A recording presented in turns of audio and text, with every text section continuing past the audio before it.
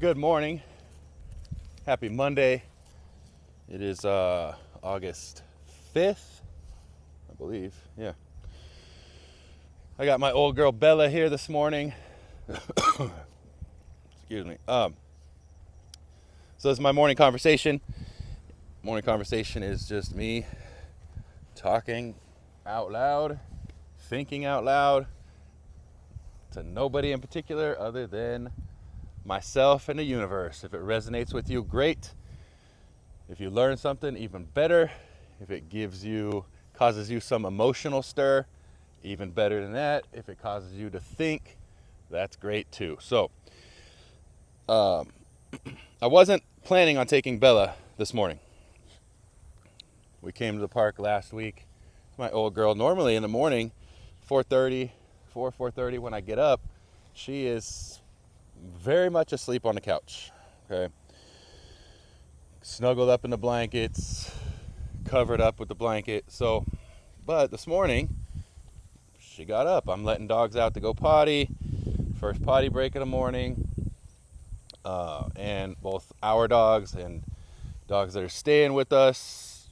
And Bella's up and she's kind of looking at me, following me around, sitting on the place cot, which that's where she goes when I'm going to put her collar on her.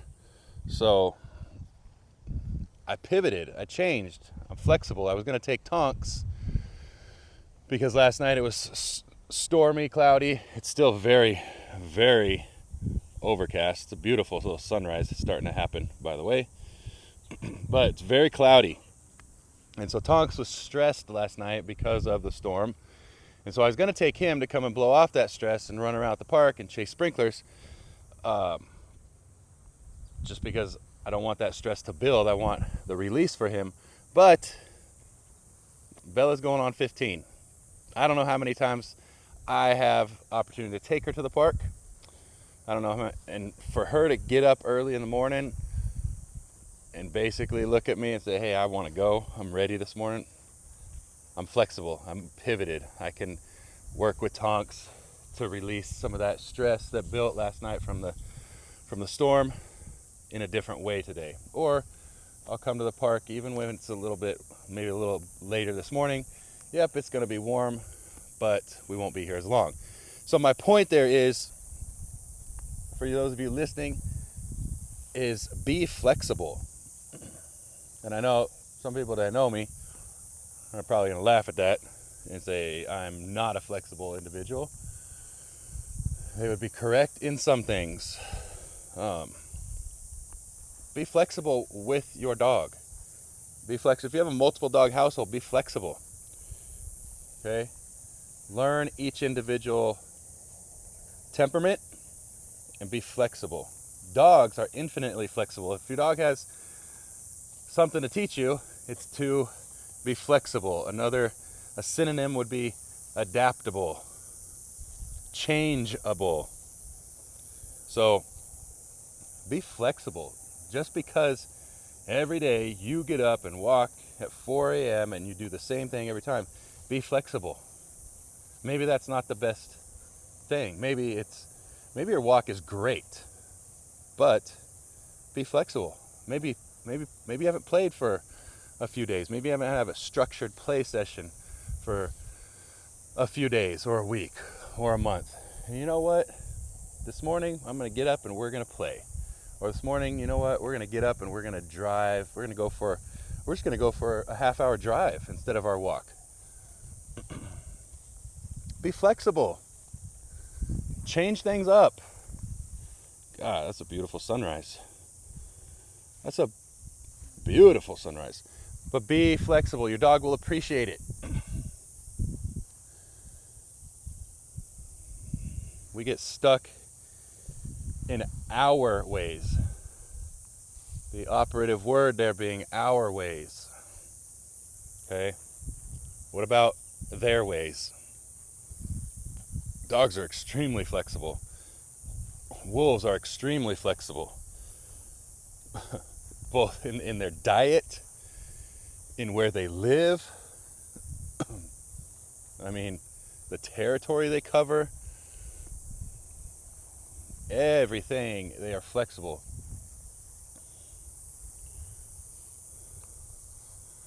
Wolf society is flexible in who it follows, actually.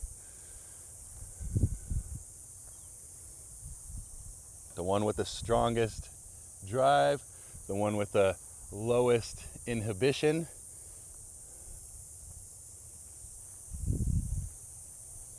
the most self-confident one at any given time is going to attract the entire pack. So wolf society is actually very flexible. And it's contrary to popular belief, it's not a dominant submissive. That's not how wolf society, that's not how dogs operate. It's when we talk about my dog's trying to be dominant over me. Nope. No, they're not. Nor should you try to be dominant over your dog. When we talk about and think, Bella, come on, let's go. Come on. When we talk about dominant submissive relationships, research shows that learning does not happen very well, and work is not as productive in a dominant submissive work environment. It's not. Right? So you can respect your boss, you can be submissive to your boss, but you still expect to be paid fairly and on time. Okay? So it doesn't matter how submissive you are, you still expect certain things. So dominant submissive is not a cooperative situation, and it's not actually how dogs operate. It's anthropomorphic because it satisfies the human ego. It satisfies our logic that if one dog's on top of another one, they must be dominant. If our dog's sitting on us, they must be dominant. Nope. Come on, Bess, let's go. Let's go. She's a little bit hard of hearing, and a lot of bit likes to eat grass. So I suggest you be flexible and dispel that dominant submissive ideology. Get it out of your head. God, this is where the ants are. Let's go, Mama. Come on. Come on. Let's go. Come on. This side's where the ants are. Let's go. She's like, I'm coming as fast as I go right now. Get the dominant submissive ideology out of your head. Think cooperative. Damn. Ants. Let's go, Bells. Come on. Come on. Let's go. Let's go. We gotta get out of here. Ants on this side of the trees. Come on, Mama. Get the dominant submissive ideology out of your head. If there's a trainer out there that you are working with that talks about dominant submissive as a way to train your dog and interact with them, no, I would suggest finding a different philosophy, but to each their own. Let's go. Come on. Let's go, Bells. Damn, this one ant on my ankle is killing me.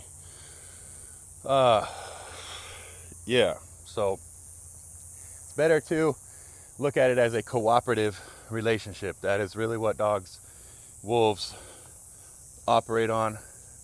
Cooperation, energy, emotion, shared feelings, shared mindset between one animal and the next. That's how wolves successfully hunt.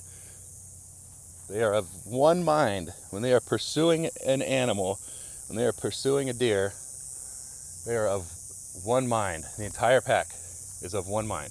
Now, they have individual roles based on their temperament. Okay?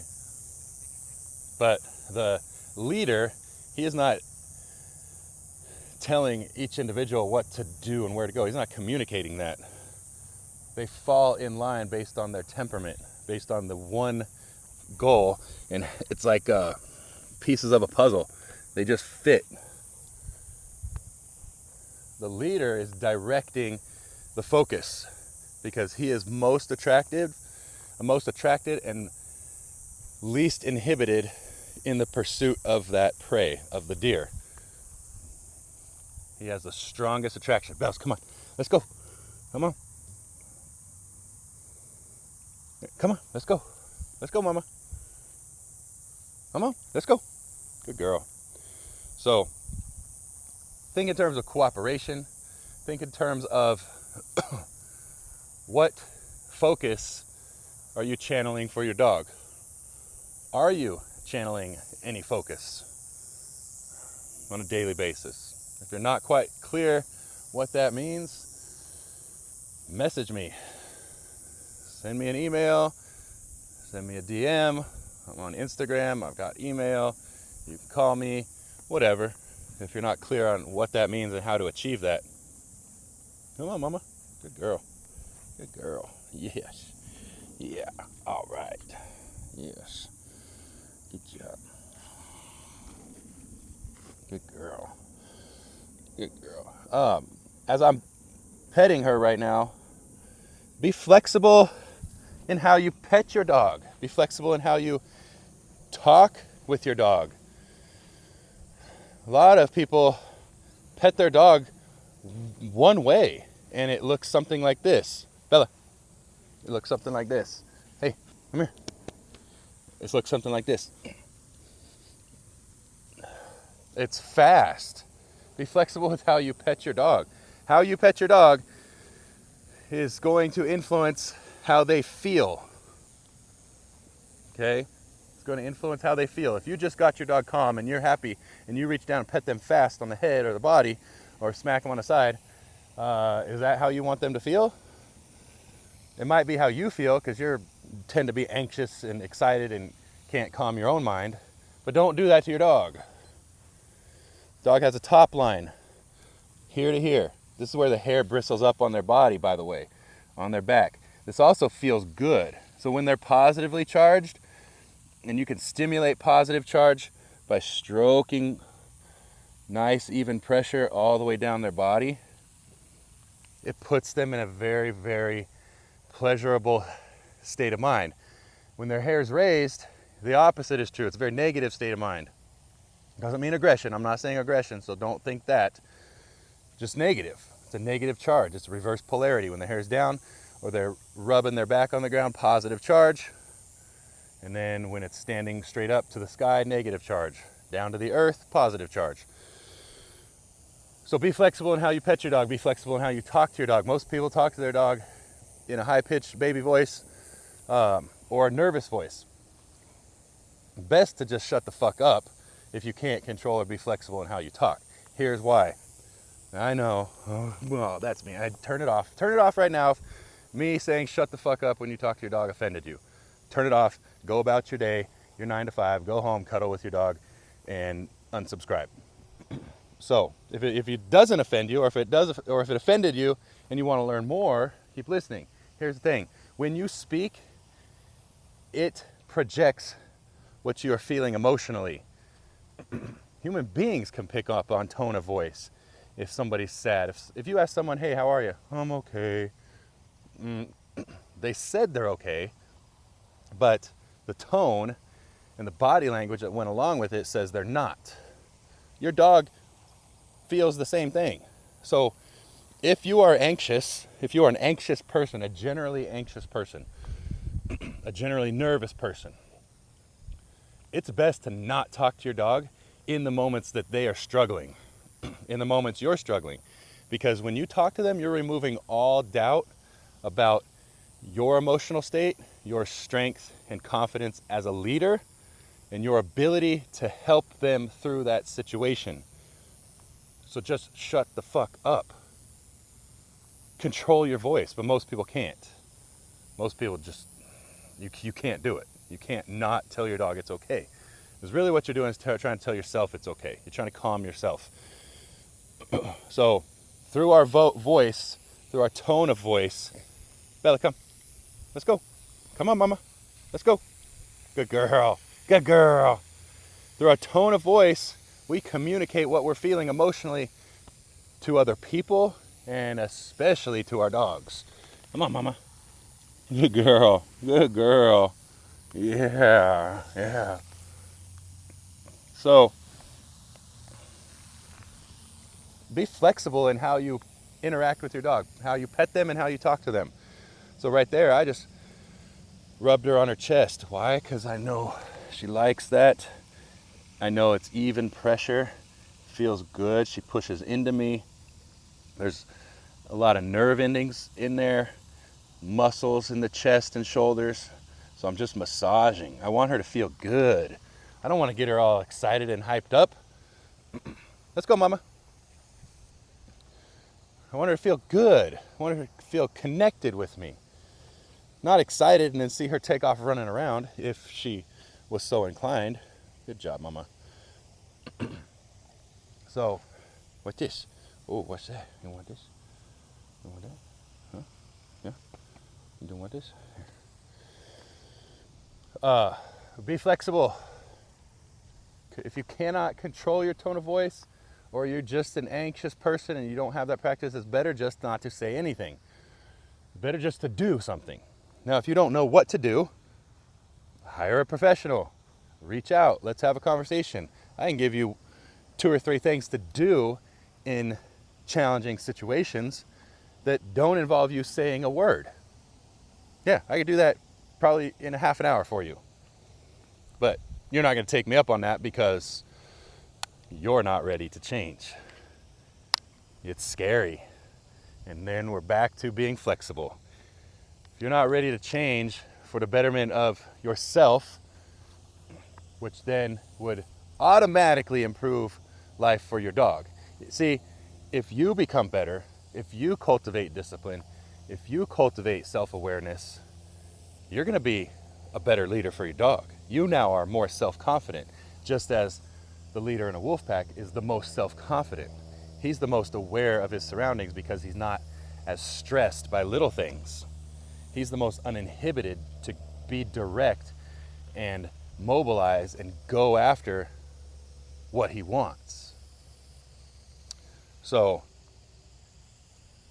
if you're not willing to become that and be more self-confident, become more self-aware, be open to change and learning, it doesn't matter what kind of training you do. It doesn't matter who you hire as a trainer to, quote, fix your dog. If you don't, quote, fix yourself, and I put the word fix in quotes because it's not about fixing. Nobody's broken. Your dog's not broken. Your dog is actually just doing the best they know how to as a dog with their instincts and drives and temperament.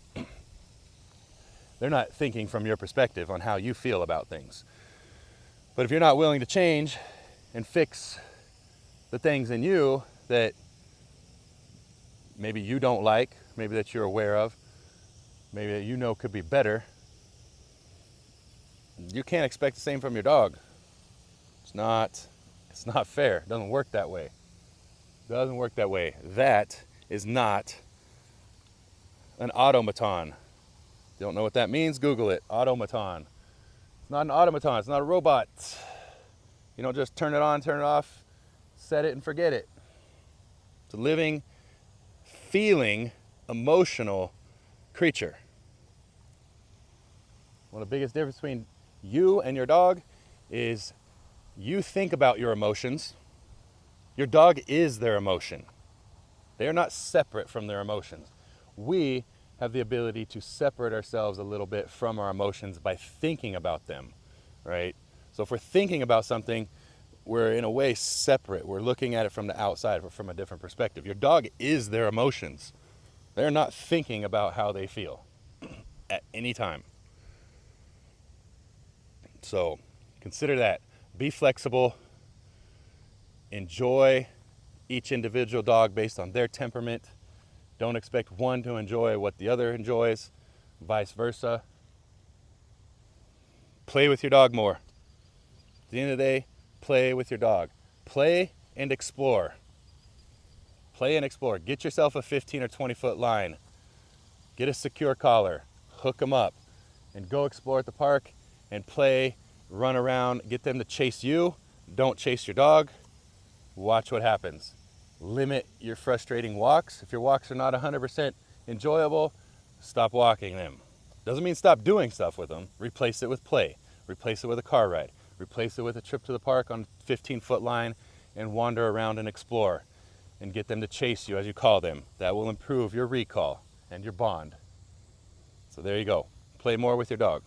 And then you get to have old age with your dog like this in a park. Oh, the other thing is, quit feeding your dog twice a day. Feed your dog once a day unless they have some kind of medical issue. Feed your dog once a day. They're not human. There's lots of research that's coming out that shows dogs live longer, healthier lives feeding once a day. That means they're fasting, not eating for 24 hours. That means don't give them fucking treats in between. Just feed your dog an appropriate amount of food once a day. Help their bodies and their guts heal and restore by fasting them for 24 hours.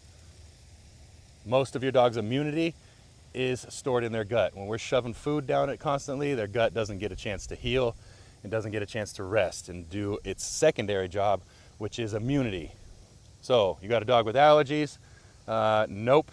They probably just got a fucked up gut biome among physical, emotional stress that's not being relieved as well. But that's another video. So, play with your dog, explore with your dog, feed your dog once a day, be flexible. Have a good day.